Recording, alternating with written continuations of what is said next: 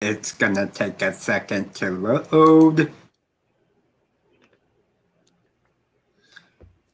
And we should be streaming anytime to the YouTube. Okay, it looks like it's loading on my side. Yep, looks good. Sounds like it's going through fine to YouTube. So hello, welcome everyone. I'm Driven with Power Up Gamers. We're here to become +2, an online convention 3 days this year. And we're hosting a panel for them about accessibility and inclusiveness in gaming. And for those who know me, know that's an important topic. And really, what Power Up Gamers is all about as a community. I'm joined today by Ike Irvin from Roll the Roll Podcast and Mitch, the Untimely Death Podcast. And we might have another one on the way, which is Hawk from RPG Research. So if he drops in, we'll be doing good.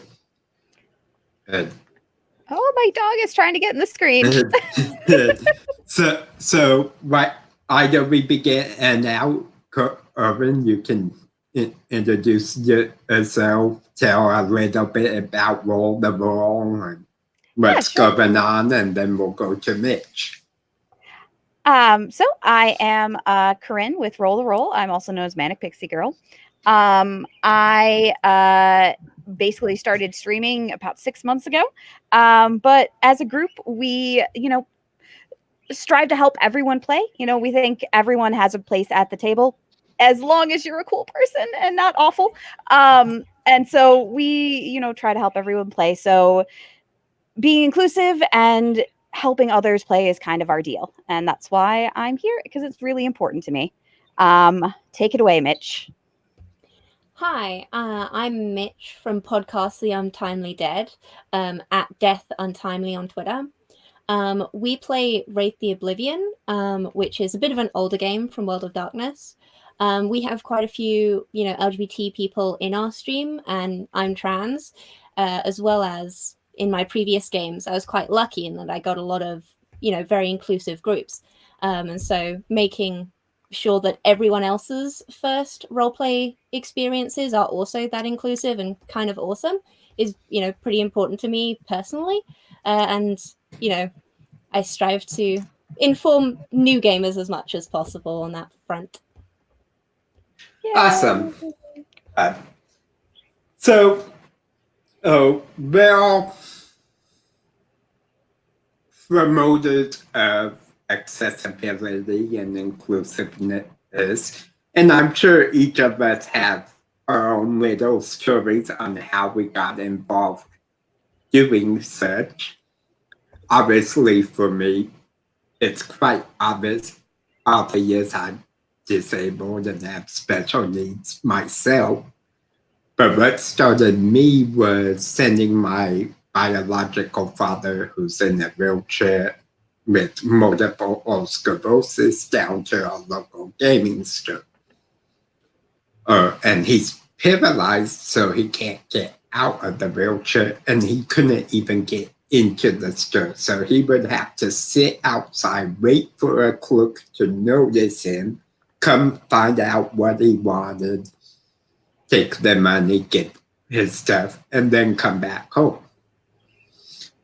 And to me, that was just straight BS, as that he couldn't even get in the doorway.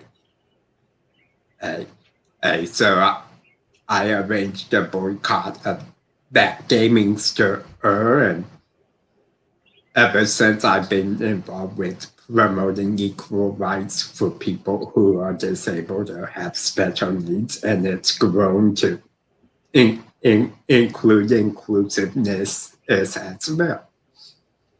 So, Corbin, how about you? How did you kind of get started? For me, it's a little bit more roundabout. I don't really have any, visible disabilities or anything like that. But I had 3 really serious back surgeries when I was in high school, to the point where I was, oh, my dog's barking. Ignore her. To the point where I was out of school for like 6 months. I had a staph infection. Basically, I was kind of isolated from my peers for a really long time. And that ended up giving me, some pretty severe social anxiety, along with, things of that nature. And for a while, it wasn't really something that I thought about, that because of the surgeries that I'd had and my scoliosis, like I wasn't really like the average, 20 something. Yeah. But as I get older, it's becoming more apparent. I have aches and pains that people my age usually don't have. I have mobility issues. Yeah. I, can't get out of bed some days. And it's you don't want to say it's become important to you because you realize it affects you, but it is something that, happens when you kind of get your attention drawn to something because you're like, oh shit, I can't do the things I used to do. Yeah. And so, I've become more passionate over the past couple of years because there's this whole community that I didn't know existed before for people who have, mobility issues or, like other emotional issues and things like that I just didn't know. And I don't know, I think it's important to me that everybody should be able to play because it's probably one of the best forms of escape that's out there, video games and tabletop RPGs. Yeah. And when you can't do the stuff that everyone says you should be able to do, it's nice to be able to go to a place where people are saying you aren't saying that you can't.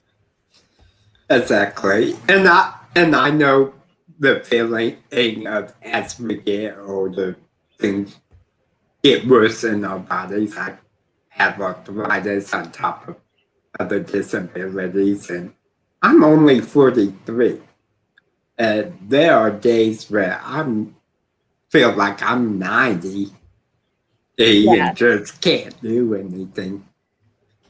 And so I totally understand that kind of feeling and how important it is to have people all within your social circles, which is huge for people with autism and using tabletop gaming. And because it gives us that kind of social click that we didn't always have. Yeah, it creates community. Now, Mitch, it's your turn. Yes, Hi. Mitch. So I actually got pretty lucky in the beginning of my RPG days because I grew up in an LGBT family who, when I was very, very little, introduced me to, how some people have family games. So I grew up, playing RPGs in a very kind of LGBT friendly space. But it's when I played in my school D&D club where I started realizing I also went from a very isolated rural Irish community to obviously a very multicultural London community as well.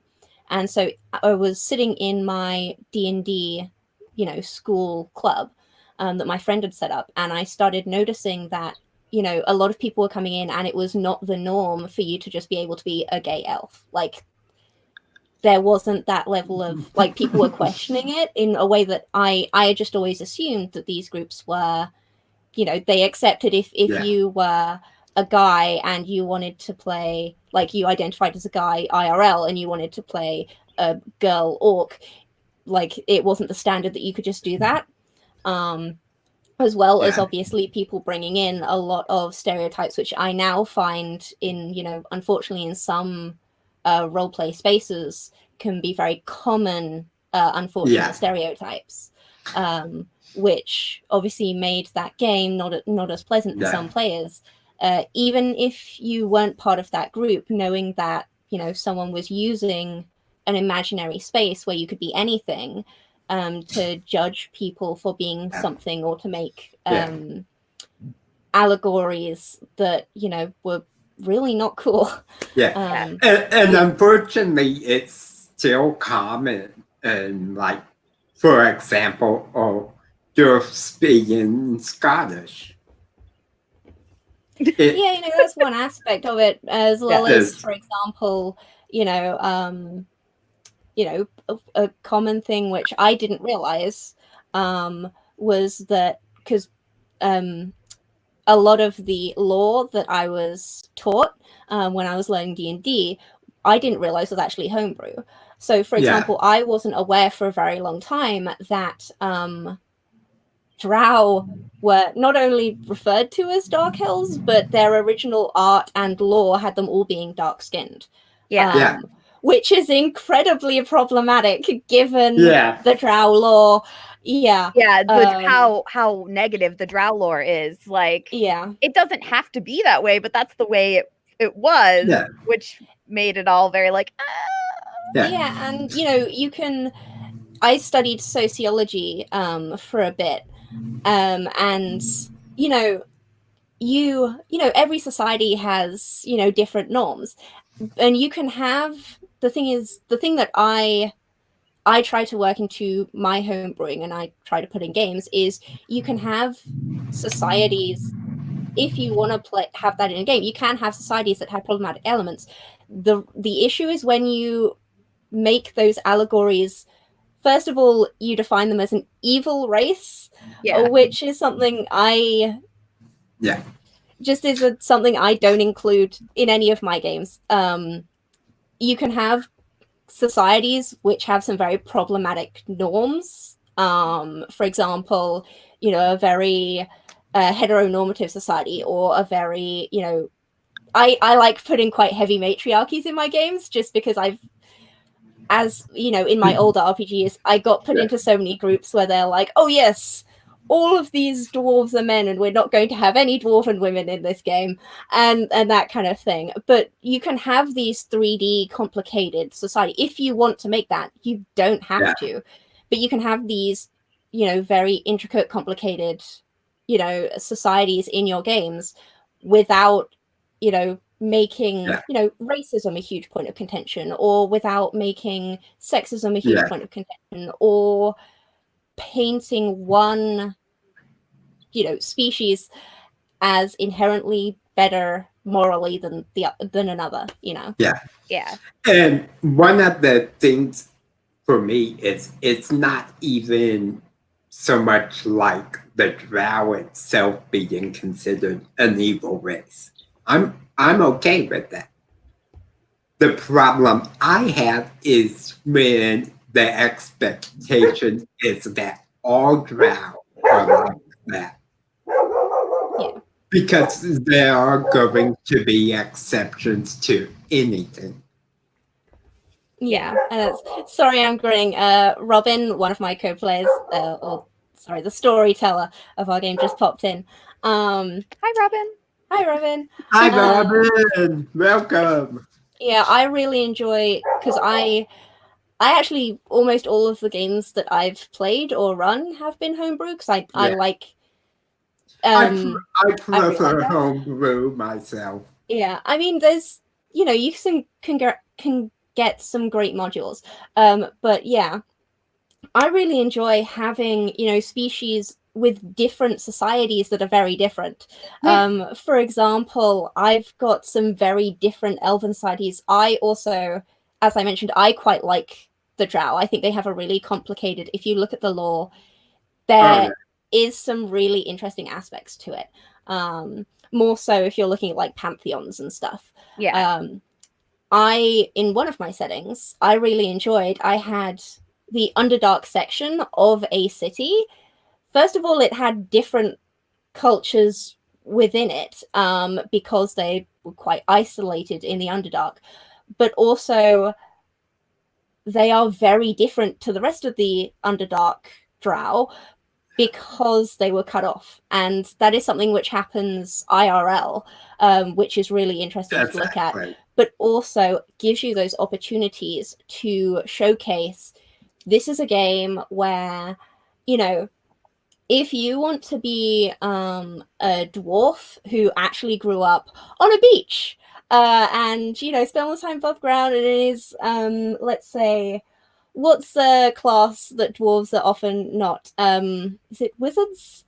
I don't know. Wizards, Bards. I guess. I don't know. You can do that. Wizards is pretty common, and I also don't see a ton of rogues. I guess I see more halfling rogues than dwarven Yeah. rogues. Yeah, I've seen some dwarven rogues, but not. Yeah. I think Right. homebrew is really good for that. If, you know, it's really good to showcase. And I feel like that also, because I think something to mention as well is, especially if you're in a new game or you're a new player, a lot of people might say, oh, you know, we're very inclusive, we accept everyone here. Having some trust that is, you know, actually the status quo is also important. And I feel like world building can be a big part of that. Yeah. So, for example, having contrasting ideas, contrasting cultures visible, like either at the very start or very quickly in the expanded world helps with that, because you can see like, hey, you know, yes, we said you can play a drow if you want. You can play a chaotic good drow. Yeah, and sure, that's totally fine. And then every drow that you run into is evil. Or, you know, you say, oh, you know, like we're completely, you know, we're not homophobic in this game, but at the same time, you never run into another like gay person in out of all the NPCs you meet. You never which is interact with statistically unlikely. Like Exactly. Yeah. And it's kind of like, say, but you kind of have to put it into action as well. Yeah. And there's a lot more than just within the game session itself. There's a big difference between saying you're inclusive or you allow accessibility and actually doing so. Some of which I'm sure we'll discuss in the panel. Oh, but next I'd like to kind of talk a little bit about some of the benefits of tabletop gaming and how it can be used as kind of therapy, teaching tools, that kind of thing, which I wish Huck was with us for this part because that's what they do. But I know for myself, back when I was younger, I have a really bad temper. Always have. And I back then, with my disabilities and everything, I didn't know proper social ways of handling it. So one of the things I did was I played basically a Shaolin monk type character who was really patient, tolerant. And I watched how the players and the NPCs interacted with them, and that taught me how to interact calmly without getting upset. So that's one of the big benefits I see is you can explore different points of views, different ideas of culture, or different ways of handling things and learn without actually having the mistakes of doing it in the real world. Yeah. If you don't mind me building on that, if that's okay. Yeah. Go ahead. Yeah. Another thing that's similar to something I thought about bringing up is for LGBT people, especially, there's, you know, coming out is a thing, unfortunately, and it doesn't always go well.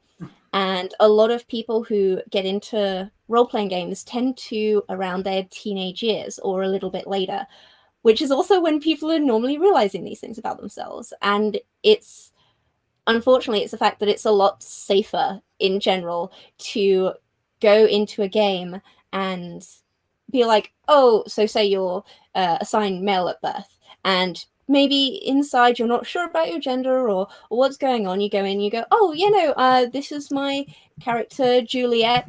She's a female elven wizard. And that's a safe place. Or if you've got, an inclusive game, that can be a safe place to explore, how you feel being treated as a woman. Admittedly, it's in the game, and it's also important to remember that some people play characters that are gendered differently or have different sexualities to themselves, which is totally fine, and you just have to remember that, because someone's in-game pronouns might be different to their out-of-game pronouns.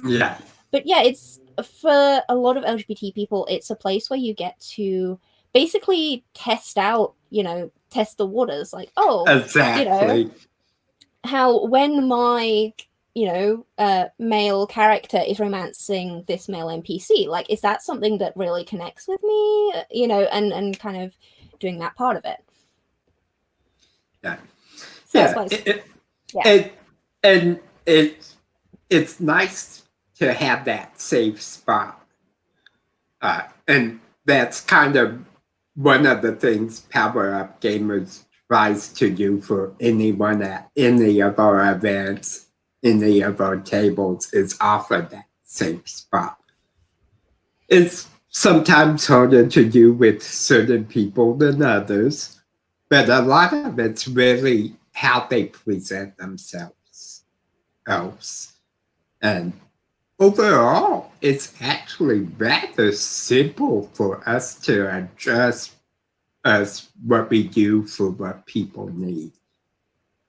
I feel like it's something you have to be ready to do. You may say you want to, but you're not actually ready to take the steps, for instance, building, a world that is inclusive, or a world that, includes, people of different types, and, like a world that has, non-straight relationships, or, characters of color and things like that. Like, you have to be ready to do that. And because that's a part of being inclusive and making other people feel comfortable at your table, because they're not going to feel comfortable doing what they want to do unless they see that reflected in the world around them, which is what you both basically said. And I feel like that's something a lot of people don't think about, that it's an active thing that you have to try and do if it's not your standard state already. Yeah, and it's a learning process as well. Like, I've made some mistakes in some of my games.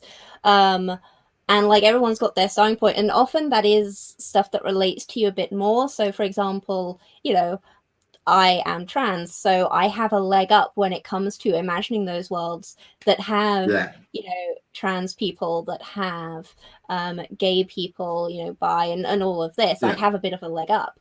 At the same time, I know I've certainly made some missteps in my dealing with, making sure that not only, fictional species are varied in my world, but that there are, people of color represented as well in ways that aren't overly stereotypical. Because I'm a white person, and also quite a few of my friends are white people as well. So, it's a little bit more difficult, but that's in the name of inclusivity. You just kind of have to do that work, and you have to do the research, and it's not always right in front of you. And it is so simple to misstep. For example, I want to say 2011 or so, at a real life game, we had a Native American female player. Now, I've grown up U.S. as white, even though I'm part Native myself. And in our culture, movies, there is nothing wrong with calling it a Native American lady a squaw. So that's quite the misstep. Yes, I made the mistake of calling her a squaw to her face, got slapped quite over it, and then she took me aside, explained what it actually meant, and it's not what we grew up thinking it meant at all. So it's really simple to misstep at just ignorance. And it's alone. And the like most nobody, important aspect is learning. Like I get misgendered a lot because I identify as a guy, but I play both male and female and non-binary characters. Like it handles. I also look quite femme most of the time. The important thing is not doing it again. Like some things are pretty obvious. Like if you're a white player or a GM, you shouldn't be using the N-word. Like that's just you shouldn't know at this point. If not, you've been living under a rock. But or on the moon or something. I don't know. Yeah, like there are learning curves, and the importance is, but also admitting, learning from your mistakes, but also acknowledging that in that moment you made someone uncomfortable, and that might have, it's taking responsibility for it as well. And as soon as she told me, I apologized and explained, hey, I never heard this before. Or all I ever heard was it meant an Indian lady. And I think that's it's hard to accept that you've done something that has hurt someone, especially when you did it accidentally. And I think that's very much a part of being inclusive, is knowing that you're going to make mistakes and you are going to hurt people, and that you do need to learn from that and be open enough to accept when people tell you, hey, that's not cool, please don't do that. Because I mean, everybody makes mistakes, nobody's perfect, and it's more important to learn from that and be able to grow and hopefully make your table and your group a better place afterwards, hopefully. Otherwise it just gets kind of unfun for everyone. And it's an ongoing process. Even that, I have friends who are trans, and I meet them as one gender, and that's how I think of them. And then they go through the process, and it takes me a while. I get the name change like right away. It's the pronouns that I have trouble with, because most people don't think of them. It's just automatic.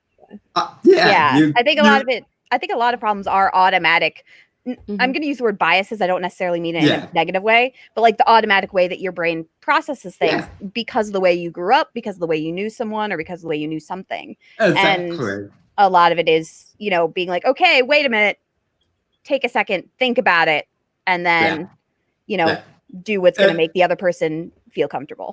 And I'm definitely better than I used to be about it, but it's still that kind of, you have to stop, think about it. Whereas normally, for example, I know Corinne as a she.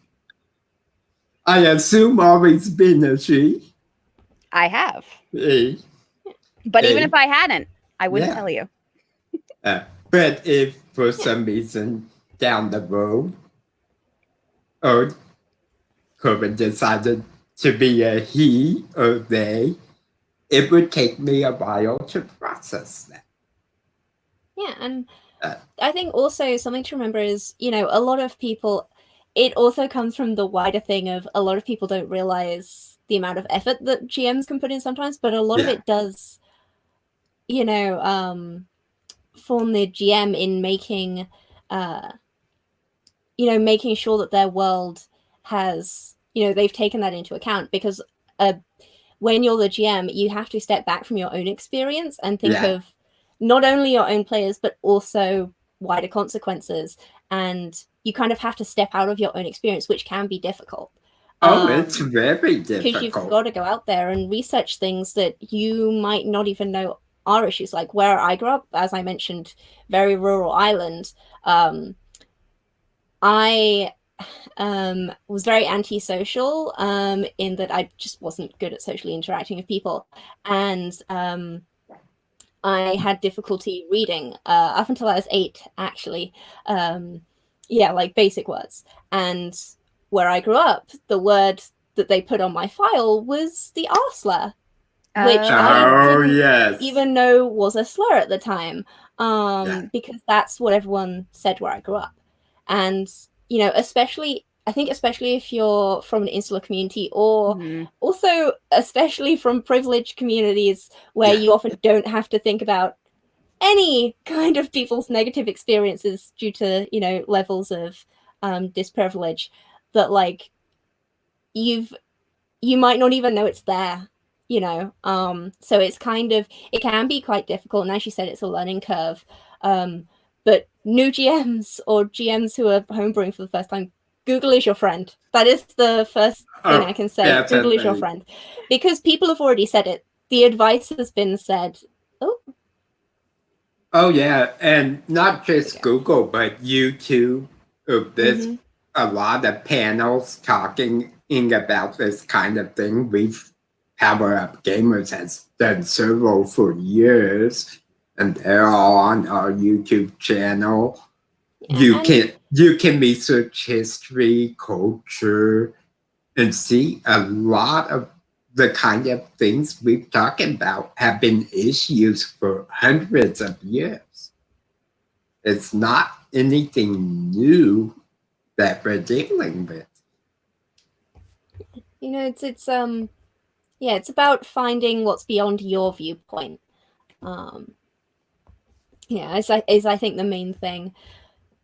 I agree. I think it's very much being able to look outside of yourself, and walk a mile in someone else's shoes, to use the old adage. Exactly.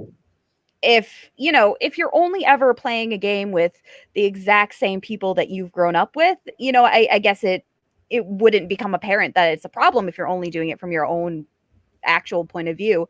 But as I feel like the world's become a bigger place in a sense, because we all have the internet now. We're all meeting people we never would have met before, and we're coming in contact with cultures and groups and things that a lot of people never would have met before, just because if you're from a rural area, like I'm from a rural area, there's like, it's a very white town. We are so white. Oh We're so yeah. ridiculously white. Yeah, I grew up in that town. Yeah. And it's easy to make mistakes when you just don't know. But like, I don't know. Now that we have the internet, there's a bigger world out there, and you could get so much information. You can meet so many wonderful people. And also, it's a lot easier to get like people's opinions as well, because there isn't one line of acceptable. Like, it does vary person to person. Not everyone from a certain group views things the same. For example, I self-identify as queer. For a lot of people, they still view that as a slur, and so that would be the level's different for different people. There's a lot of discourse about that on the internet. I have read much of it. That's one thing we're going through right now in the disability community. When I grew up, you were either a disabled person or handicapped.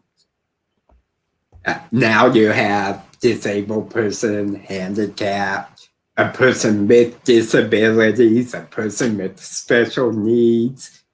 It's all people's level of comfort and personal choice.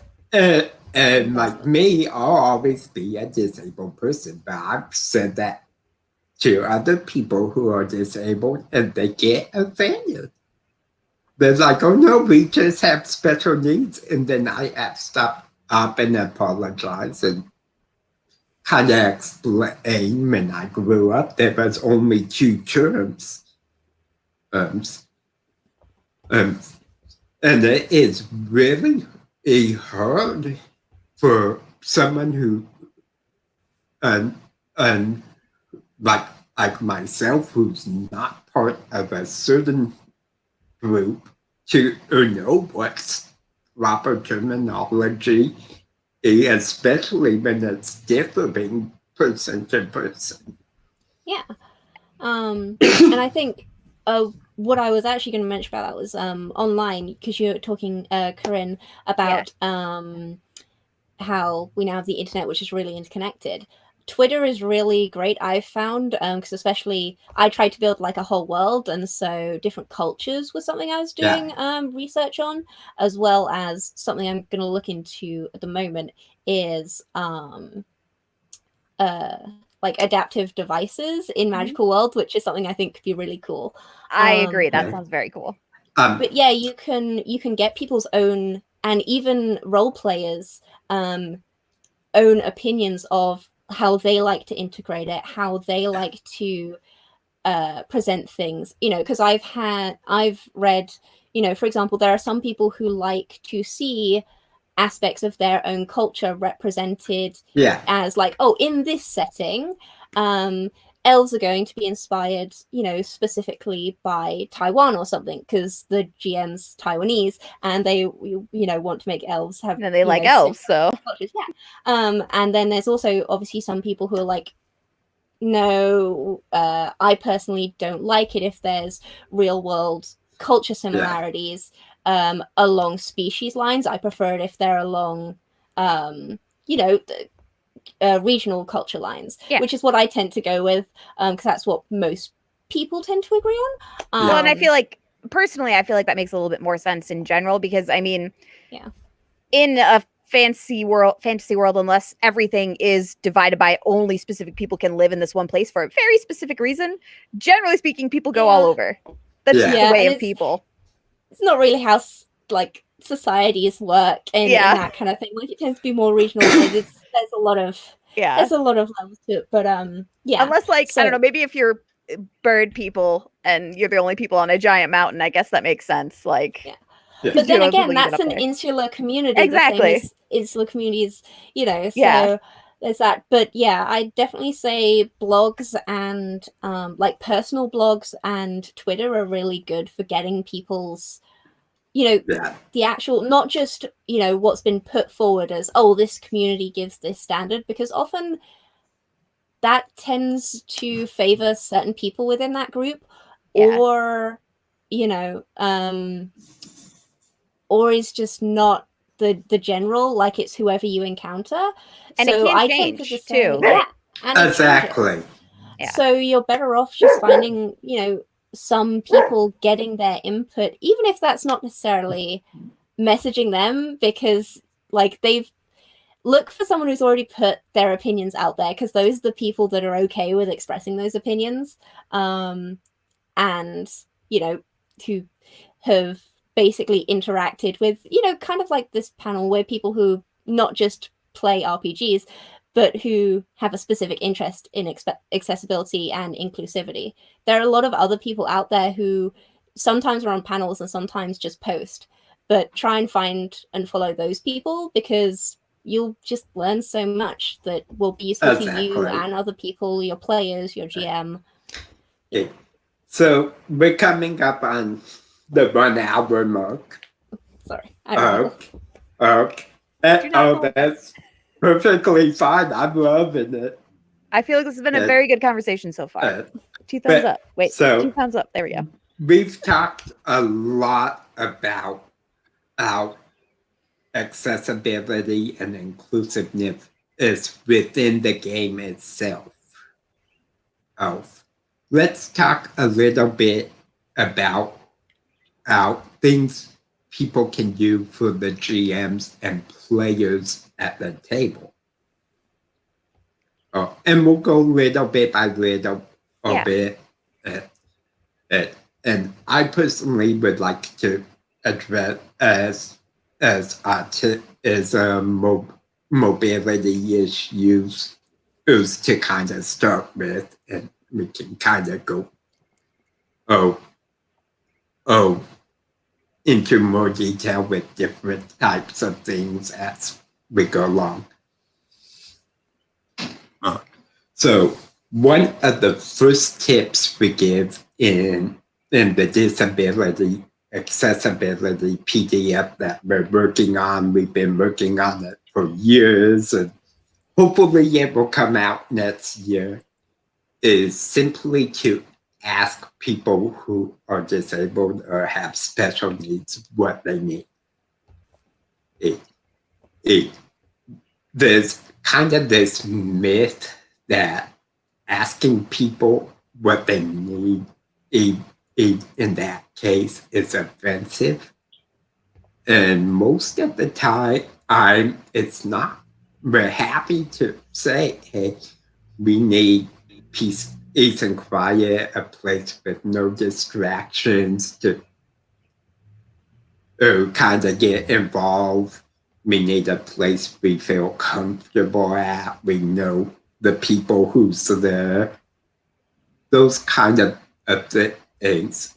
And I found between myself and personal experiences that not too many people are uncomfortable with telling you what they need if they ask. So I think that's one of the biggest tips. It's don't be afraid to ask or bring it up. Hey, I noticed you have a speech impediment. Is that something you need in order to participate? And I think that's in general really important for like, I'm by no means a seasoned DM. I have GM'd twice. It was a great time the 2 times I've done it, but it was just like a couple months ago. So I don't have a whole lot of experience in being the one, you know, behind the world or behind the experience. But I feel like it's really important to talk to your players in regards to a lot of things, you know, like if you don't know them well already, if you're not their like already their close friend who knows everything about them, ask. Like there's so much that can be cleared up just by like asking like, hey, how did you enjoy this session? Is there anything I can do better? Is there anything I can do to help your experience, you know? And I think that would then cover a lot of things, you know, if your players do have disabilities or if they have like needs beyond the average, you know, I think that's something that could very much come up. And if you're open to taking on that, you know, task of making the experience better, everybody's going to benefit from that. Yeah, for one example, I'm sitting up right now. This is a good day. Yeah. Because I have arthritis, sometimes I have to play stretched out in my bed, or I have to have pillows propped behind my back. And that's something as a player, I would have to let a GM know, hey, I may not be able to sit up in a normal chair for long. Can I play from the couch? And the GM should know me good enough to know I have arthritis and other needs, and be comfortable talking back and forth. Yeah, and I think as well, like having that explicit asking, whether you know someone very well or not. First of all, like especially when it comes to trigger warnings and that, like even if you know someone quite definitely. well, you might not know. Like recently in my game where I'm a player, the GM, even though we've known each other for ages and she knows me really, really well, still sent me a message like, hey, so not to spoil it, but this thing might come up. Are you going to be okay with that? Like even after knowing each other for a very long time, you know, just to check in, that's always a good thing. But also asking people like, hey, do you need these accommodations? First of all, you're more likely to offend someone if you just assume. Because as we've mentioned, especially if that person, you know, has a very different, either, you know, is disabled and you're not, or is LGBT and you're not, or whatever that is, you might make the wrong assumption just because you grew up without that knowledge. But also, if you explicitly ask someone what they need, a lot of the time that can also give someone permission to ask you for something that they didn't feel comfortable expressing if they had been explicitly asked. You know, especially if you've got someone who either has invisible disabilities or is undiagnosed at the time. So, like, I don't have any specific diagnosis in regards to my ability to socially interact with people and understand all the time what they're saying. But at the same time, like in games, it is a need of mine to like, hey, if I ask you to repeat something, it's not because I'm not listening. It's because I might not, I might not understand, or I might not have caught it because I can have some issues processing sound. As someone who is young and appears, you know, to, you know, outside people not to, you know, necessarily have any of these needs, especially if I'm in a new group, can be really awkward asking someone for that, or, you know. especially if Kind you of like- don't know the people very well. Yeah. So that's one of the first things I recommend, like in a session zero type environment. Or the first time the group gets together is take time to get to know each person and just straight up ask, hey, what is needed for you to participate?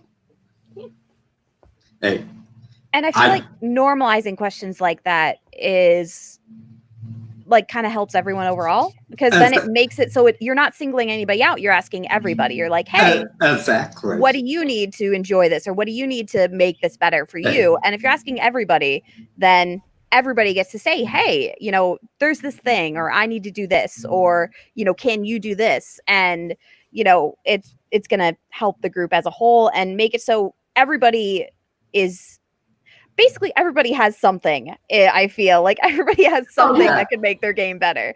And just, I don't know, opening up that discussion is really important. Yeah. And Robin makes a very good point in the chat that they would rather the players be 100% comfortable. Sorry about that. That's okay. And that's a good point. We're here to have fun and play games together, enjoy each other's company. In order to do that, people need to feel comfortable. Or regardless of what your own circumstances are. So anything we can do to kind of make everyone comfortable at the same time is a good thing. And it's super easy for a lot of these concessions, especially with different disabilities, to be made. It might be something like, oh, we need to remove a seat from the table so someone with a wheelchair can sit at the table. Or we might need to allow one of our players to play from the couch instead of sitting up at the table. We might need to listen a little bit closer in case of someone like myself with a speech impediment. And it's not usually not really difficult things that need adjustment. It's simple things that are easy fixes. Yeah, and what I like especially about, and I think why roleplay games are really great in allowing like a social environment where you can help people and make sure that everyone can engage in that kind of game or kind of social session as well, is some of the mechanics in certain games can also assist with that. So for example, if someone has difficulty reading someone, you can just roll for insight. You don't have to have if you know that that player has difficulty, reading someone else's emotions or ulterior motives, you can just go, okay, in this game, just to make it clear for everyone, rather than if you're having trouble role playing this out, you can just roll for it.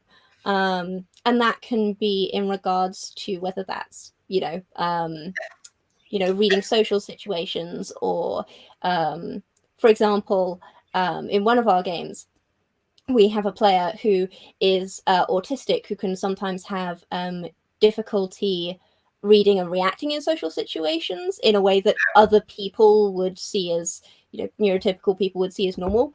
However, that person can still play a very charismatic bard because he's super funny anyway, but also if there are situations where like his character would know what to do but he wouldn't, we can go, that's cool, we'll roll with it and have a little chat about it. Like there's we've done that even without people who who aren't disabled. We have a player who's extremely shy. Yeah. And when it comes to role playing, like this charismatic speech and being diplomatic, as a person, she's uncomfortable with it, but she can roll. And then, as the DM, you get this rousing speech that persuades the crowd to put down the pitchforks in churches. It's kind of real. And it's really simple for stuff like that and to be done. And it's great that there's that mechanic in place. Although I don't think it was so much intentional from the company side of things. But it's how we can use it. Exactly. I think it's how we can use it that makes it fantastic. Well, and I think that's a lot of what like tabletop RPGs are. I feel like they start out as one thing, you know, like the big ones, you know, Pathfinder, D&D, you know, the major runners there. Like they all started out as one thing, but then once you release them into the wild, so to speak, they kind of take on their own life. You can do there is a place for the rules, and the rules are very important, but you can use them in ways that weren't intended. I mean, you can use them to make your players more comfortable. If that player isn't comfortable, you know, giving a rousing speech, or, you know, there's a lot you can do that wasn't necessarily intended. And I feel like as the community as a whole is kind of prone to doing that, we break in a good way. Yeah, it's kind of the rules are a base, everything else is just we're all winging it. And I will say that the companies have made great strides in recent times towards these kind of things. For example, D&D with Dragon Talk, they often have guests who do panels and stuff like this, is to come on their show. 20, 30 years ago, that wouldn't have been the case. So it is an ongoing thing. And I think in the future, we'll see more of this kind of thing incorporated into the rule set itself. Well, some of that's not to interrupt, some of that's already kind of happening.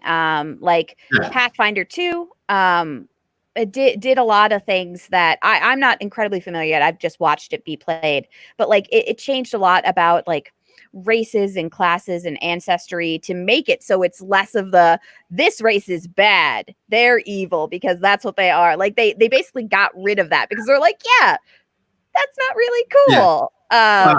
I know Fate from Evil Hat, they recently released a Fate accessibility toolkit. Yeah. That was actually made by people with disabilities and special needs. Now, I haven't gotten to see much more than some of the posts about it. From my understanding, it's basically like a dungeon crawl that would be accessible if the character was in a wheelchair, for example. So they bring in stuff like that into the rule set, which I think is fantastic.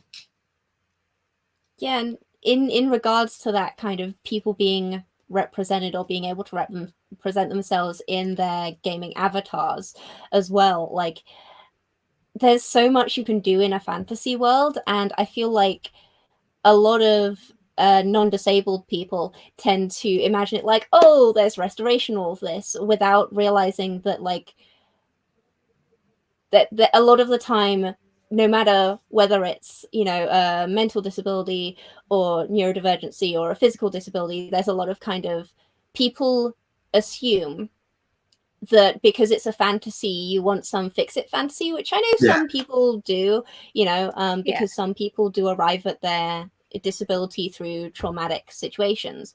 But also sometimes you don't want a wizard to wave his wand and regrow your arm. Sometimes you want a magical wood arm, or you want mage hand at will, or something like that. Good example of this is I played a Firbolg druid who had a mangled arm. Now, the GM I played under, the Firbolg wasn't this half giant. It was literally a 7-foot tall Ewok. And that's just because of how we pictured Firbolgs from like World of Warcraft and other video games. But his arm was like all withered up, basically unusable. Now, I happen to have greater restoration and these things as a druid. And I wouldn't use them. And like the whole campaign, one of the big things I showed was like me having to row a canoe upriver. And I showed like tying ropes to and to his hands to where he kind of pulled with both hands as he's rowing the paddle with his good hand. And showing these different things on how he adapted to accomplish these tasks that most people who were normal or would do without thinking about it. But the point for me was to explore the struggle of how to accomplish that without this magical fix-it kind of scenario. Well, and I mean, I think that's like, not everyone wants that fix-it. Like Mitch said, like, it's just like, like I've played characters that had a ton of cybernetics, for instance, because I was in a Star Wars game. And cybernetics can be really good in Star Wars, but they also have all these drawbacks. And like the whole reason why I did it is because personally, I have like, metal up and down my spine. Like I always make jokes that I'm a cyborg because, I'm like Wolverine, I have metal grafted to my bones.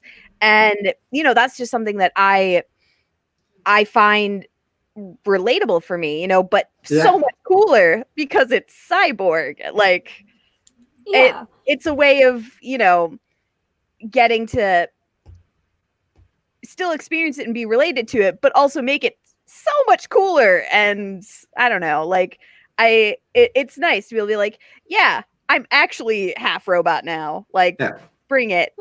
Yeah. I can jump giant walls. I also think like in regards to like especially in things like D&D where it's fantasy and you've got magic as well, so you don't have to kind of hedge it with science fiction. Like it's kind of try and pseudo explain it with science. Like there's so many options for adaptive devices or whatever you need, that also it can normalize it. Like whilst some people in role-play games get really into their characters and there's a lot of interpersonal back and forth, there's also almost always some point where they're like, okay, who has the highest charisma stat? We need to go into there's always a little bit of metagaming. There's always a little bit. And the thing is, if, for example, you have someone who has the lower half of a mechanical spider, it's you bring that into your practical plans, often without making such a big thing out of it, because they're fictional characters and it's a game. And I feel like when you normalize, oh yes, this character can do like their abilities in regards to movement are they can climb on walls, so they're a wall climber. It normalizes kind of taking someone's abilities into account without making a big thing of it in real life as well. So, in the same way that you're like, okay, so the high charisma character will be the one that goes and, or the bard character will be the one who goes and does the persuading, and, the, as I mentioned before, the person who can do wall climbing is the one who's going to sneak up into the top of the tower. That kind of normalizes, an everyday situation. For example, say you've got, a friend in a wheelchair and you have to go on public transport somewhere, rather than, maybe because you're a non-disabled person being a bit awkward about it, or like, oh, but how are we going to do this, blah, blah, blah. You just go, okay, so we'll have to go via this train station because that's the one that has wheelchair accessibility. And it kind of normalizes that level. Yeah. And one thing, like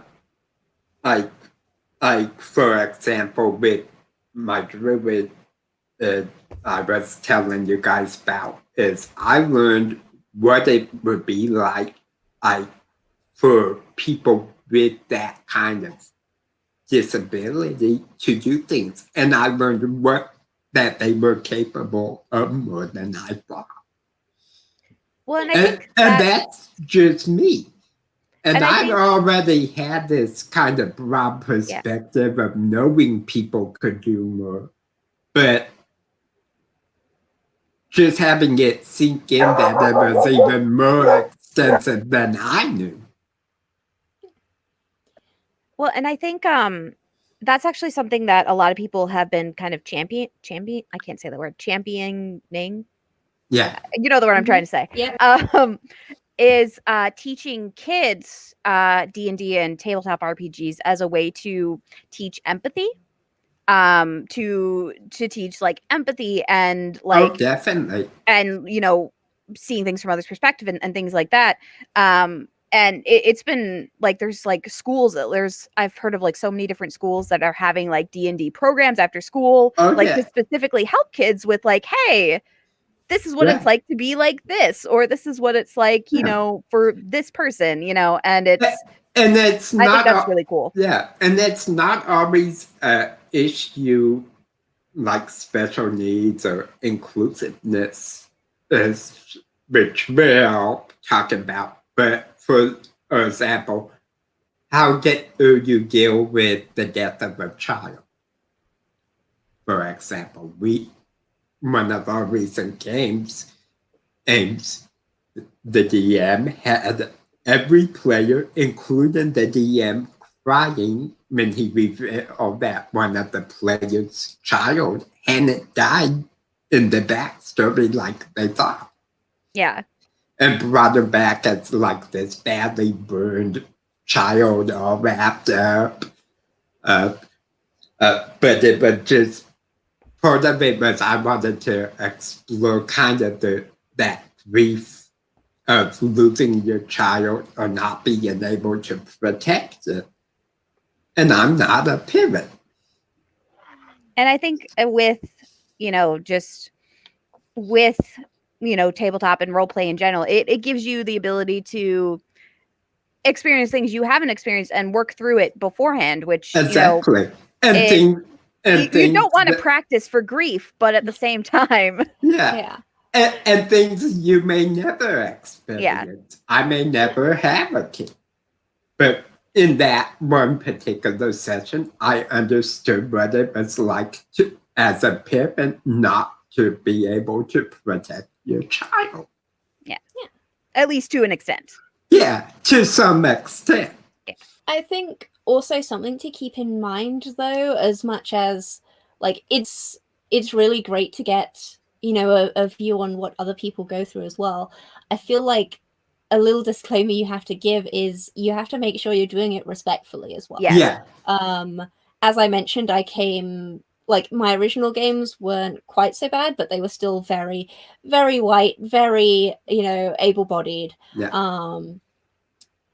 But especially in some of the other, games that I've been in with other, younger people going in very gung-ho, like, you have to make sure you're doing it respectfully. Like, it's all well and good if you want to play a monk who's very dedicated either religiously or spiritually, but you have to make sure you're not ripping off offensive stereotypes of Asian people, or for example, I've had go ahead. I've had, for example, cis male players who have had some, like, they've played, female characters, which is totally fine, but in some quite sexist ways, which is not, like, I understand that they've got a limited understanding of it, but that is something you need to keep in mind. Yeah. I think is really important. And some of it is something you need to check on continually. Mm-hmm. It's not something you do just one time at the beginning. For example, we had a player who was extremely religious. And one of our concepts was that the deities of the realm were bound by certain principles, which manifested as primordial. So you had like a primordial of space, time, balance, and that the deities had to kind of abide by those principles. Well, I talked with all the players, including this religious one, and they were fine with that kind of concept. Well, several sessions down the road, they were no longer fine with it because people were stressing it as kind of the primordials being above the deities, kind of thing. And they found that religiously offensive. And yeah, I very much do agree with Mitch here. And, with that idea, it's especially if you are exploring something that you yourself are not privy to, you do need to make sure you're doing it in a respectful manner. And part of that is research. Like we talked about before, if you're building a world, but also if you're building a character, try and build that character respectfully. If you're doing something that you are not, it's even more important to do your research, know what's true and what's real, and even get the opinions of people who, would actually experience that. So you're not, playing into harmful stereotypes or, even just, I don't know, creating characters or settings or, things like that that could, offend your other players or your friends or even just anybody who walked into your group and was like, oh, that's not right at all. Or reinforces your own misunderstandings. Exactly. And I would suggest also, if you're not being broadcasted, for example, a lot of us play online, but for real life groups, talk to your players, talk to the GMs, find out what they consider appropriate, even if it's maybe not something offensive to you or to people in general. If everyone at the table's fine with something you say or present, then you're good to go. Oh, now if you're being broadcast, now if you're being broadcasted and have an audience, it's a lot harder. But still, it's kind of that same concept. If you've done your research, you've talked to the people involved, generally you should be fine long as you check in with them from time to time and make sure everything's still good. Yeah. It's, and sometimes that won't work out and you might have to step away from a character, but at the same time, you've still learned from that and, there was an opportunity there. And that's just kind of, being responsible in a space, which is also part of making a space accessible and inclusive is, not just, oh, this person needs something, but what can you do to make a space inviting? Exactly. And it shouldn't be on just the DM or the one player. It should be everyone at the group working together.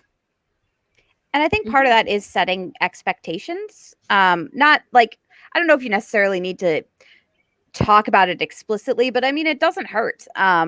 When you're starting a group or, getting a group together, be like, hey, what are you looking for in this campaign? What do you like? What do you want? What's going to make you happy? What is not okay? It's very much about, Yeah. setting those boundaries, letting people know, because if they don't know, or if you don't know, it's a good way to have a group fall Yeah. apart because Yeah. of things that could have been stopped. Well, something I'll just mention real quick, whilst you mention that, because it kind of links into it. Yeah.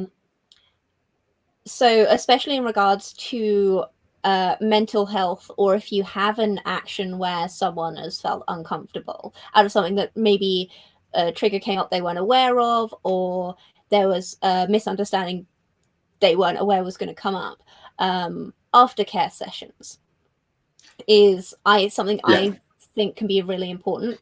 So, for example, in my Call of Cthulhu game, I had things got a lot more adult in theme than I was expecting. And so I was like, hey, to my 2 players, I only have 2 players, but like, so in the main group chat, I was like, hey, is everyone okay with this? Is this a level of maturity people are okay with? So we're sticking to these boundaries. Did anybody feel things were crossed? And also just have a chat about it, as well as, private chat, making it explicit, like, hey, there's something specific that you don't feel comfortable about, saying in front of the other person, feel free to message me. And I feel like those are really important. Talking about making something accessible and inclusive ongoingly is, if you do have something go wrong, talk about it. Don't just be like, okay, we just won't do this again and ignore it. Sometimes that will sort it out. Like, for example, if someone misgenders me, I just go, actually, it's normally he, him, and we just move on. But, have a little chat with people in case you thought it was small and it was actually big. That can be kind of important. And honestly, I found a lot of games that otherwise would have split up. If you actually just talk about the issue, oftentimes you can sort it out. Yeah.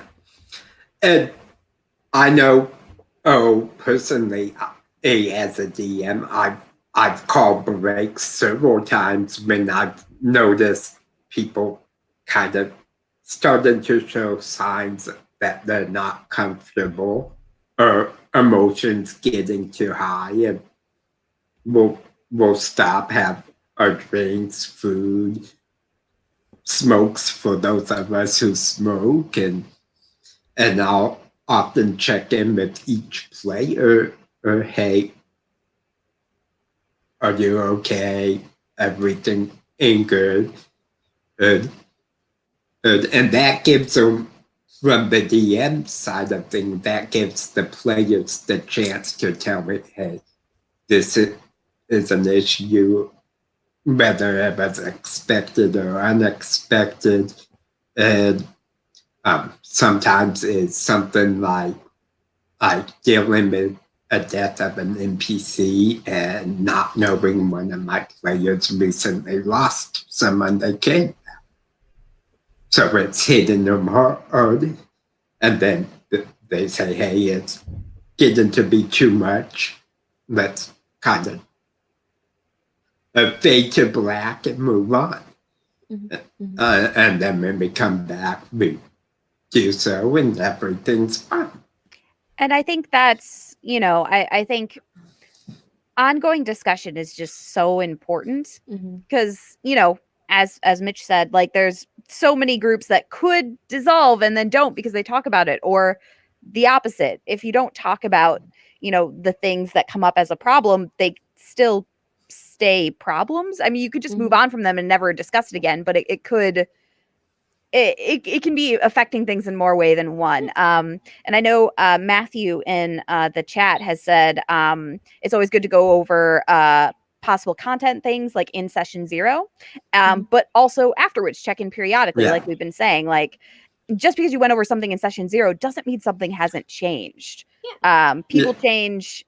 Sometimes you don't realize something's going to bother you until it does. And sometimes it just happens that way. And if you want people to be comfortable at your table, then it's important to keep checking in. Or you might give a you might give a content warning at the beginning, and people might go green light, go ahead. Yeah. And then what I did with this is, like, it was always going to be a mature game, but at the time where that kind of hit home, I checked in with them again, you know, before / kind of during that happened, to you know, make sure that people were still okay with the levels that they'd set, and that they didn't want to adjust those now that they had more of an idea of the situation of the game. Yeah. Sorry, you were saying, Jared?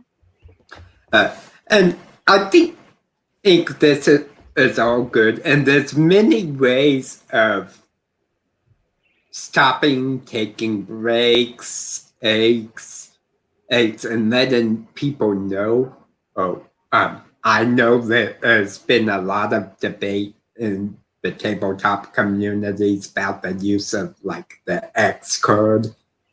I think it's a wonderful tool. People can just flash it, and then you stop the session or stop the situation, then no questions asked. So I think having a tool like that is fantastic. And then if the player chooses to, they can talk to the EM on their own or giving a break. And I think I think the X card is really useful. I know in streaming, because you're not in person, one thing that people do is an X on their screen. So then, you know, any player who's watching them or the DM who's watching them will see like, hey, wait a minute, hold on. We need to it's a whoa button, like, essentially. Yeah. Like Press whoa. the Yeah. Press the on there. brakes. And hang you on know, a second. from there you can either just, you know, generally you stop whatever's going on, and then, you know, I think it's always good to have a discussion after the X card is played, because you want to know what it was. It could be, you may think it's one thing and really it's something completely different, because there's multifaceted things in the world. Yeah. And it may be something that's layered too. Yeah. It may not be one particular thing that's triggered someone. It might be your accent you're using along with the situation in the game, and might remind them of someone in the past. Yes. You know, like I situation recently where my GM gave me kind of a forewarning, like a trigger warning for the game. Like, I'm normally totally okay with gore, but in this specific situation, it was linked to the NPC who is my character's wife, and I have some, you know, family issues. And so we basically had a chat, and I think also is really useful is layers similar to like a traffic light system in addition to the X card. Because as you were saying, it could be a combination of factors, but it could also be that that person was immersed, was enjoying it, but maybe the description was too detailed, or actions were taken which just broke that for them, or that made them uncomfortable. And by having those layers, in addition to the X card, which is we need to stop right now, also having like a wait symbol or a yellow light, in like a send me a message in private messages, we'll take a 2-minute break, and then getting back into the game can also be useful. And sometimes it's not even something that's clear what the cause is, but it might be innuendo. For example, one game session I was in, I played a female who had been molested growing up. And I was talking to a dragonborn lady who was married to a lady. And the conversation was basically she was homesick, missing her wife. I didn't know if she would ever see her again. And my character made a comment, hold on to that love. because you had it willingly. And I didn't know another lady that had gone through a real life situation that triggered. And it wasn't like I was super obvious about what I was saying. No one except for me and the DM knew my character's backstory. But that player. Yeah, that innuendo they picked up on. And like that's something that can happen, like so easily. And it's, because not everyone knows everybody's character backstories. Not everyone knows everyone's real life backstories. And I think it is, it is important to have layers, to have ways of stopping things that are either hitting too close to home or hitting places people don't want to have hit. Exactly. In general. And privately as well. Like private message. Obviously on stream it's slightly different because there's, a public which are going to notice that something's gone on. But also in a smaller group, for example, there might be something that comes up between a player, and the player might only, as I mentioned when I was doing that aftercare session, like make sure your private messages are open, because it might be something that person doesn't want to share with the whole group. And they want to have a little chat with the DM, and then the DM go, okay, we're not going to go into this area again. Because that layer of privacy. And also it should be that players are comfortable with the other players as well. Like in the case of that character that I was playing, the lady came to me and explained why the comment bothered her. And I'm like, sorry to have that happen to you, didn't know it. This is my character's backstory, but we won't bring it up even in hinting at the backstory. It's always good when players can do that as well, because it just shows that the group is working really well together. So that's ideally that would work out, but also some people, because of personal reasons, might prefer to go to admittedly a chosen authority figure, but still an authority figure. And sometimes it's needed to be the DM they talk to. Sometimes it's player to player. A lot of times as a DM, if I go to talk to a player, I bring another player with me. It just kind of depends on the comfort level between the people involved. I know that we have probably about, like 25 minutes left, probably.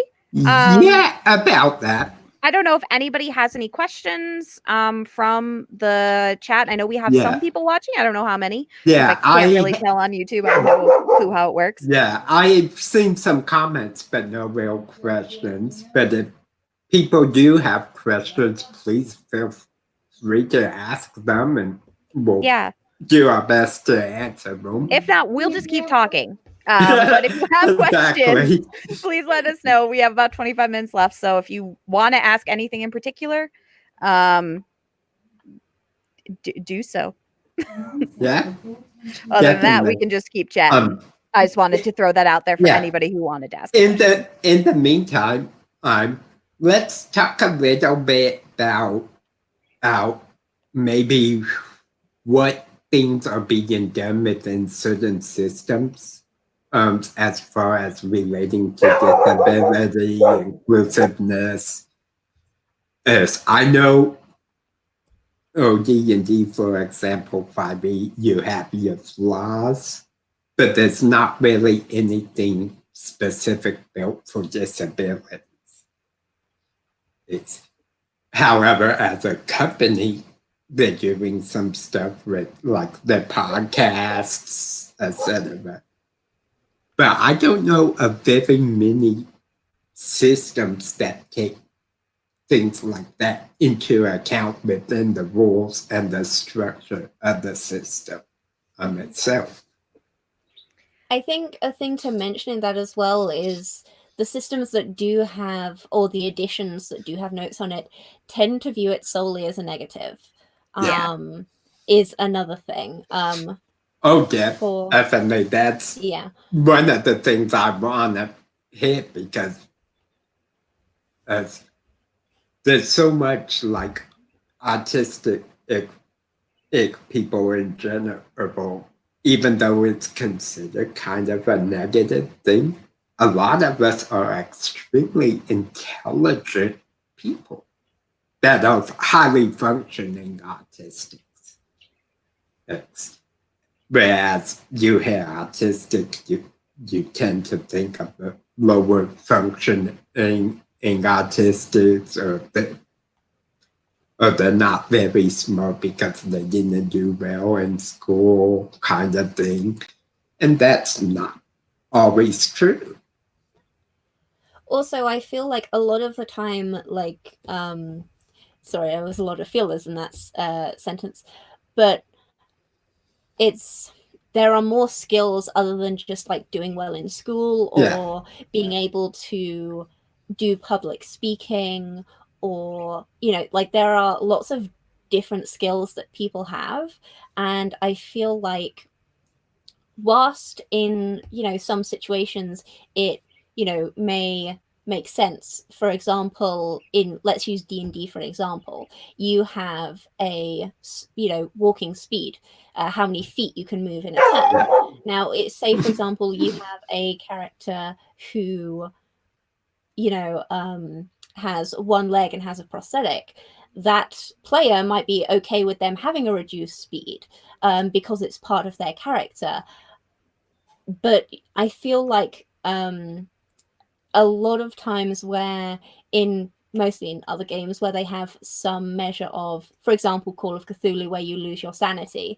The reason I like the recent edition is because you also get bonuses, not to kind of romanticize, mental illness, but just because someone has an obsession doesn't mean that they get some kind of inherent negative. I think is important in games that, first of all, as I previously mentioned, especially in fantasy roleplay games where you've got so many options, I don't see why having a mechanical negative, unless it's something that the player, because of that specific disability, wants to have included in their character. But a lot of the time you can have it written into the game with certain mechanics or suggestions. For example, you could have a mini chapter or info box on how to implement that without necessarily having, oh, this disability has this negative, blah blah blah. As well as also because there's so much variation in different disabilities, and even what people consider disabilities, Exactly. And I think that's actually a really good idea to make it one of the optional rules within a system, or an optional mechanic. And I do believe it should be balanced. There's some good and some bad. Well, and I feel like, because there's like, I think in general, yeah, for the most part, if it is written in, it's negative, like only.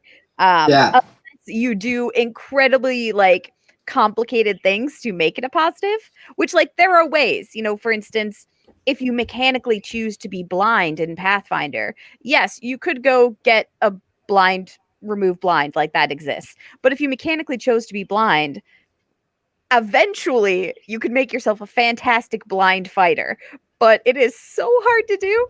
Like you have to take like 3 levels in blind fight, and you have to do like all this other stuff, and like it's doable, but like the tax is so high that's like literally all you're doing, which I wish there was a way to mechanically do something like that without it becoming the entire character, which is essentially what it is right now. If you're choosing to be a blind character, you are then building your entire character around that, which seems very unbalanced. And that's one thing that I think is one of the flaws within tabletop gaming in general right now is that if you choose to have your character represent one of these real life issues such as disabilities, inclusiveness,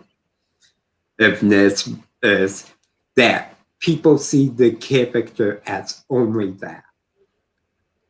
And that's not right. The human beings are so complex. There's so much to anyone that you can't pinpoint just one thing. Yeah. And I mean, you know, I feel like it's a lot to ask for from a game, but also it's not. And it's such a weird balance. Like, we want these games to be able to do so much, but there's only so much that current like published games can do. And I think that's why homebrewing is so popular, because we see the things that we dislike and the things that we want to change. And we're like, well, if they're not going to do it, I am. And it's a very can-do attitude. And I like that. Exactly. And some of the fantastic things, such as the accessibility toolkit, came about because of people homebrewing, and then it got back to the companies what they were doing. And that, like, yeah, we need to include this. I think also part of the reason it is going to take some time is, whilst it's really important and should get done, mechanically, roleplay games don't lend themselves to it. Like, part of like the whole basis of these RPGs is that you are giving a statistic, an ability score to a person, which is not how real life works, really. Exactly. No. So, you know, it's trying to, like, there's so much variation in this. It's already, one's ability is already so condensed in these games. That's why, for example, for homebrewing, I love systems that use character sheets with tons and tons of different abilities. It's not necessarily user-friendly for everyone, but it gives you more of a range. It can be really difficult to, as we mentioned, balance out or figure out a way for, you know, someone to have a disability and put that in mechanically and figure out how to do that both respectfully and realistically and in a balanced manner mechanically. That is really difficult to do by just assigning numbers. And it's not just that the systems and games aren't built for it, but for example, maybe you're not autistic. Yeah, I could tell you a couple things on how you could portray it as a character. But if I tried to go in and explain everything that makes an autistic person autistic, there's no way we could. It's not quantifiable, which is what tabletop and games it's are. So different. Yeah. But I could go in and say something like, okay, for me, I'm very methodical in what I do. That's someone with autism. If you change the steps I do something or remove a task, add a task, it's as if I have to learn the whole thing over. That I could put into a mechanic or even flavor on how my character would do something.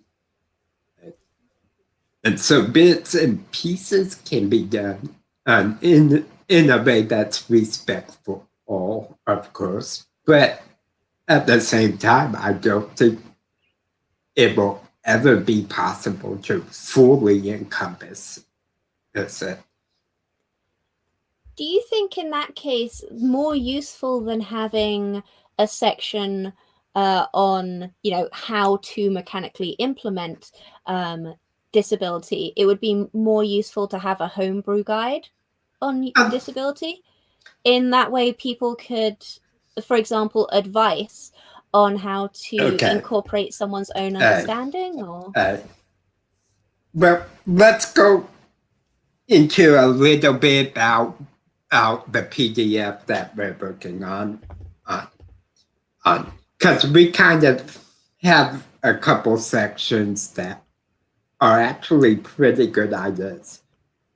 One of the first things we do is we have a list of common myths about people with disabilities and what's the truth behind the myth. For example, a very common one is people who are disabled or have special needs are brave and courageous because they deal with what they go through. Truth is, sometimes that's true, sometimes it's not. We're like anyone else. We get scared, we have our brave moments. It's too. So that's one thing we do. The next section is we've taken like 6 disabilities. Is autism, deafness, blindness, mobility issues. And we've gone in and done some medical research as to what these are, what symptoms there are, and relate what we found out. And I think that kind of first half of the book is needed because a lot of people don't know where to research these kind of things. Then the last half, we go into, okay, how would you portray someone who is blind without being in Daredevil, for example? When the truth of the matter is, yeah, they have slightly above average hearing, stuff like that if they're blind, but it's not because it's superhuman. It's they use those senses, whereas people who can see don't rely on them. So like any muscle, if you don't use it, it's not as strong. So we do that kind of stuff with like 6 different disabilities. And I think that's really what's kind of needed for any gaming system to kind of include with the rules. Yeah, kind of rather than have, some laid out stats or something, having an officially, so for example for D&D, having like a Wizards of the Coast recommended or acknowledged accessibility booklet like you're producing. Yeah. And I think it also goes to inclusiveness as well, racial and cultural guidelines. I think just kind of the general, here's some basic information on what these different groups represent. Well, and I feel like it's kind of like, maybe the major publishers just need to kind of, I guess, acknowledge. They need to step up to the plate. Yeah. That's all there is to it. Yeah, I don't know, just kind of acknowledge. Like, it doesn't need to be built into the system. But I mean, I guess, providing, additional booklets and things like that, that like give information at least, to say like, hey, if you're going to do this, here's information about this. Here's what, would help you do that. At least or something. Even have the bigger companies help sponsor groups that are doing this kind of work, these kind of panels. I know from my own personal experience, if a group like Wizards of the Coast host invited me to be on Dragon Talk or agree to sponsor our disability PDF, we would be more than thrilled to put it out faster and make it even better quality and that kind of things. Yeah, because people have already. Oh, sorry. People have already done the homebrew work, and the thing is also a lot of the people who are making these guidelines or coming up with these homebrew guides are people who either have first-hand experience, have played with players who have first-hand experience of this. It's not just someone from outside that community necessarily writing a whole guideline on something which, yes, they've maybe researched, but don't necessarily have any personal experience with.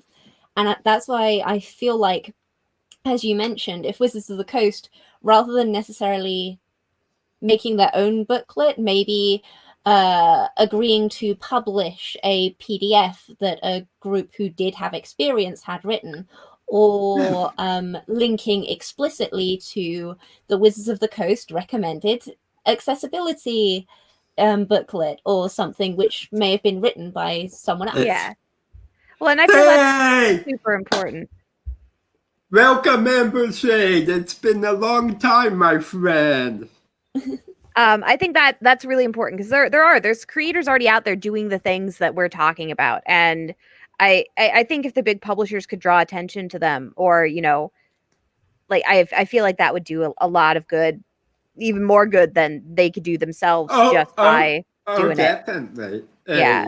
If they drawing attention to the people who are already putting in the hard work for nothing, essentially, just because it needs to be done, not because they're getting paid for it. Exactly. And that's something that would be such a blessing to those of us who are doing the work who aren't known. Yeah, I have some people who know me, like Amber Shade, who just joined us. Some of the folk that we're participating in. But it's not the same level of recognition as if Matthew Mercer put something out, or Chris Perkins dropped a supplement, and people like that have so many eyes on them that just like a mention of like, oh, you should go listen to Roll the Roll. It's a cool little podcast I found. And all of a sudden, thousands of people are that would be scary. Don't wish that on me, please. Yes. But for this kind of thing, that's really what's needed. It is the exposure more than anything. And from I've mentioned a couple times during this panel, the perspective of people either new to role playing or who have only a casual interest in it. There are, as we mentioned, we've talked about, there are so many people doing this work, but because the casual person who picked up a player's handbook off Amazon isn't going to necessarily know that DM's Guild exists. Exactly. That there are these people out there doing this work. So there are people reinventing the wheel every day because they have a disabled player and they're like, oh, I can't find any material on implementing this in my game, even though it's been made by people over and over again. And I feel like we need, and part of that is funding aim for the smaller companies who are doing this kind of work. For example, myself with Power Up Gamers, we don't have the funds to make physical books, get high SBN numbers that would allow us to put them into game stores. And as we mentioned, if Wizards of the Coast, these people are going on and they're Googling, and they might find forums where people with more experience are going on and on about stat changes and blah, blah, blah, but isn't necessarily going to make sense to them. Whereas if Wizards of the Coast was like, even if they didn't go into it, just like, this is our official recognized or recommended accessibility D&D 5e accessibility booklet, they're gonna put it into Google, like, my player in a wheelchair wants to have a magical wheelchair, how do I do this? Yeah. That's going to be, Wizards of the Coast is going to be what comes up. And it's just going to be more accessible for that new player because it is officially recognized and it has those eyes on it. Exactly. And it would be great. And it doesn't cost them time or much effort. It's just sponsoring something that other people are doing or saying, hey, go check this out. Put the link on the website. I kind of do. It doesn't take very long to do that. Not very costly. And then it brings that whole new crowd to that particular product. For example, all disabilities is if you're a member of the deaf community, for example, would you watch a YouTube video that doesn't have closed captioning? Probably not. No. Probably not. You're going to find one that does. Exactly. So, if all of them had closed captioning or a particular channel that you think as a deaf person might find interesting, and they have closed captioning, you're likely to use that.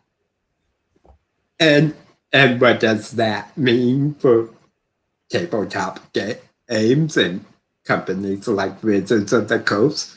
Bigger audience, bigger customer base, more money in your pocket.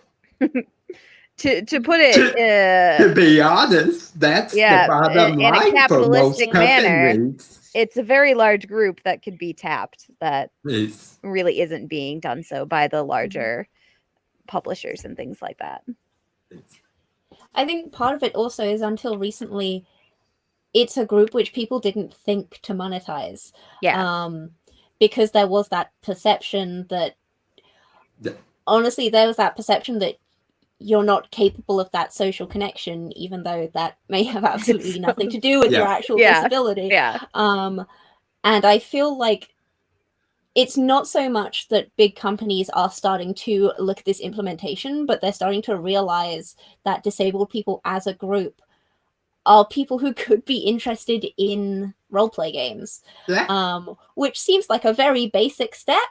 It seems like something they should have figured out a long time ago, but you know. But yeah, it's definitely something that they can benefit from, something they would be interested in as far as the disabled community. And really, it comes down to the hobbies for everyone. Oh, my dog's barking again. Your dog just wants to be on the stream. She does. She gets very jealous when I stream. Like, she'll ignore me all day, and then as soon as I set up the camera, she's like, "Oh, gotta be right here." Well, I think we are close to wrap up time. Yeah, we are right on that time. It's been a very fun panel. Lots of good ideas and good information. And so if you guys would like to sign off and tell people where they can find you, contact you, that kind of thing. So I am Corinne. I am known as Manic Pixie Girl on Twitter. You can find me streaming. I will be in a voice-only game tonight on my not usual channel. It's a spooky game. I'll be having fun. I think it's you would look up Gilgamesh King. I don't know the numbers that come after it though. And then I usually stream on Roll the Roll. I have 2 games tomorrow. The first one is at noon. We'll be doing a Scarred Lands 5e game. Yes, and a that lot of fun. will be broadcasted on my channel. That will be broadcast on the YouTube channel as part of Con Plus. And then I also play a Pathfinder 1 Rise of the Rune Lord game at 7 p.m. Central Standard Time or Central Daylight Time.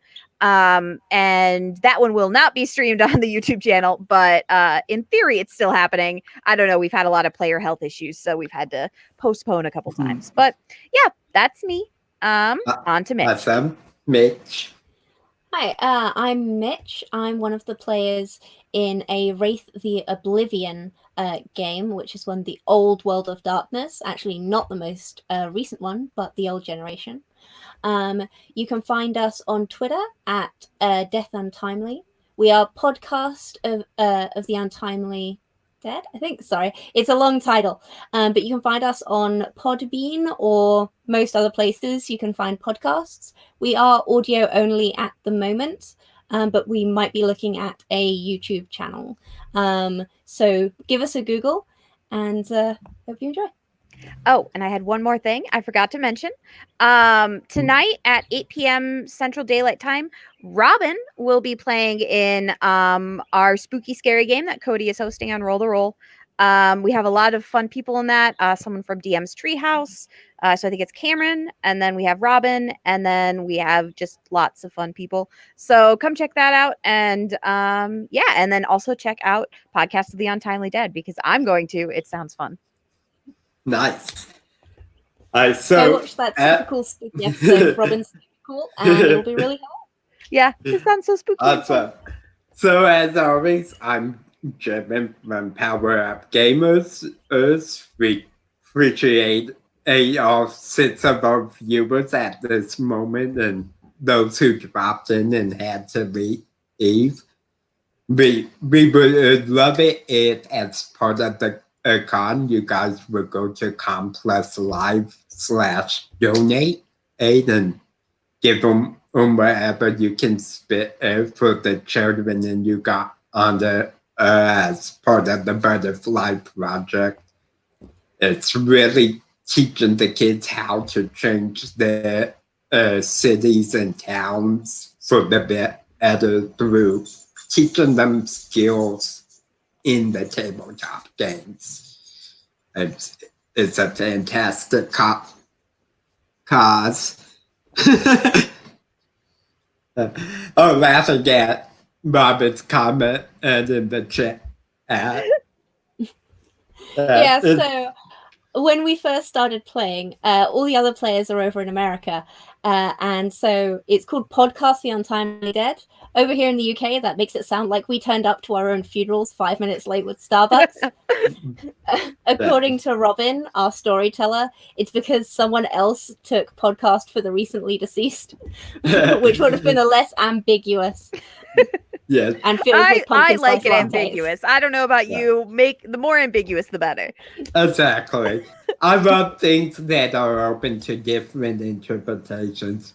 But yeah, really, that where has the panel and given these games and events just to bring in people's eyes to help with donations and to have a good time with the people involved.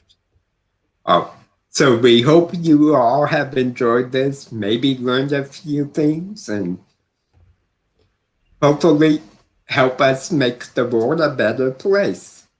Oh, that's always the dream, isn't it? Oh, definitely. Oh, Hey. he's barking again. I think that's the signal. Yep. So till next Bye, guys. time, may the Bye. dice always roll in your favor.